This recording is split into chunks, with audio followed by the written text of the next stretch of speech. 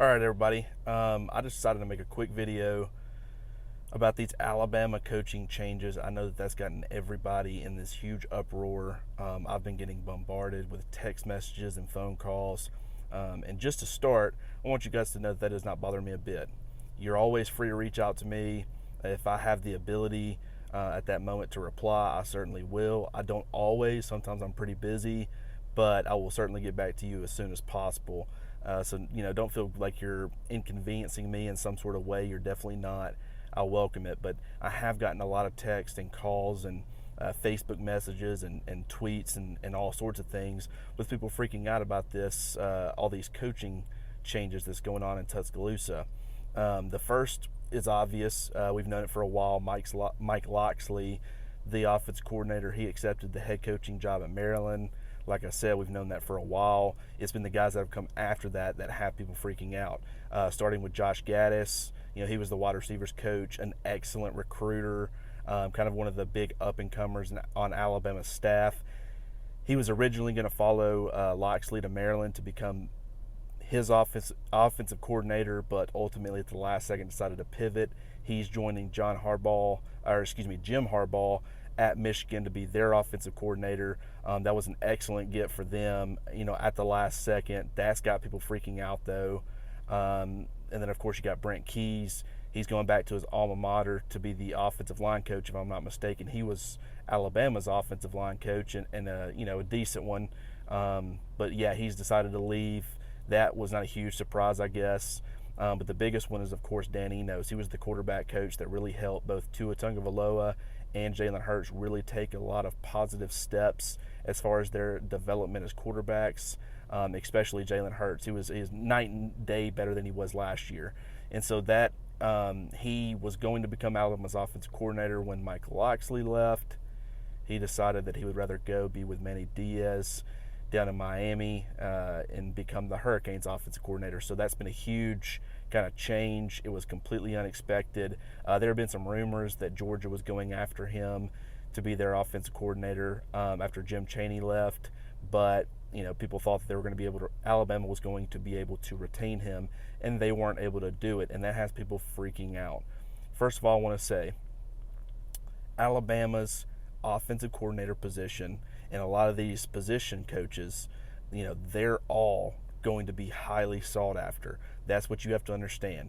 You're talking about you're returning Tua Tagovailoa, your Heisman Trophy level quarterback. You're talking about them returning Najee Harris and Brian Robinson, two stud running backs. They are losing Josh Jacobs and Damian Harris, but those guys are studs. Trey Sanders, the 5-star freshman phenom, he's going to be coming in. That's just another weapon in the backfield. You're talking about returning your top 4 receivers in Jerry Jeudy, Devontae Smith, Henry Ruggs, and, of course, Jalen Waddle as well. You're losing Jonah Williams and Lester Cotton and some of those guys, but you're still there's plenty of talent on that offensive line. Alex Leatherwood, Deontay Brown is probably going to be serving a 4-game suspension. He's appealing that right now, but worst case scenario, you get him back in week 5. But he's going to be your starting left guard, of course, or more than likely he's going to start at one of those guard spots when he comes back. And then you have Jedrick Wills. So that's 3 starting offensive linemen from this year's squad that are going to be back. Plus, you just have a ton of talent, whether it be freshmen or redshirt freshmen or sophomores, that are going to be vying for those other 2 spots. So you're not going to have a problem finding talent up front. And this is the thing. Even guys that have just accepted a position somewhere else, such as a Kendall Briles. I understand that he has a lot of off-the-field issues due to his time at Baylor, but he is an excellent X's and O's coach, and he is now the offensive coordinator at Florida State. But I could see Alabama potentially going after him. Saban has not shied away from guys that had off-the-field issues in the past. That could certainly end up being the case again in this situation. But that's a potential candidate. I do understand that he just got to Florida State, but you got to look at, Enos was about to become Alabama's offensive coordinator. He pivoted at the last second and went to Miami. You talk about Gaddis. He was supposed to join Mike Locksley at Maryland. He decided at the last second that he wanted to change. And Manny Diaz, the now head coach at Miami, he was a coordinator under Mark Richt at Miami last season, decided to become the head coach at Temple, Mark Richt retires. Diaz had been at Temple for a couple of weeks, and Miami comes calling and saying, hey, we want you to become our next head coach, and he booked it back to Miami. So even though some of these guys have jobs or maybe have just gotten jobs locked up, don't think that they aren't taking a look at Alabama. The talent's there. Getting to coach under Saban is great for your resume, and just what you're able to learn from him and how it looks to other programs around the country. And you have just an seemingly unending amount of talent with that offense. That goes the same for the positional coaches. You're talking about some of the best receivers in the country. For a wide receiver coach, you're absolutely interested in that position. I just don't think that people need to be freaking out. I've heard a couple of people bounce around like Bobby Petrino.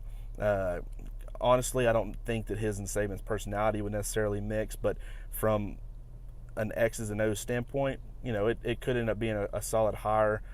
Chip Long, the offensive coordinator at Notre Dame, there was rumors that he was going to become Alabama's offensive coordinator this past year, right after Brian DeBall left to become the Buffalo Bills OC, and he ended up staying. And that Notre Dame offense has been really good. He's regarded as a solid coach. I think where Alabama is really going to be lacking the most, at least in the initial stages, is going to be on the recruiting trail. That is a pretty big deal. But at the same time, you have to understand it all comes down to Nick Saban, and it all comes down to Alabama. And that's what, these players are looking for. That's as long as those two things are intact. I mean, the school and the name or the reputation that's attached with the school, and then you got the head man in charge who's still there, everything's going to be just fine. But yeah, I'm going to be updating this video as I find out more information. I've been calling around nonstop. I haven't been able to get anything yet, but it's only going to be a matter of time. Very soon we should start getting at least a few names that are being leaked as far as potential replacements for some of these guys, and I'll definitely be updating this video and letting you guys know. I want to keep you guys informed. But yeah, there's no reason to freak out, guys. Everything's going to be fine. Like I said, ton of talent on that side of the football. There's going to be a lot of people that want to call plays for Alabama. Don't freak out. It's going to be fun. So I'll talk to you guys soon. I appreciate you hopping on here today.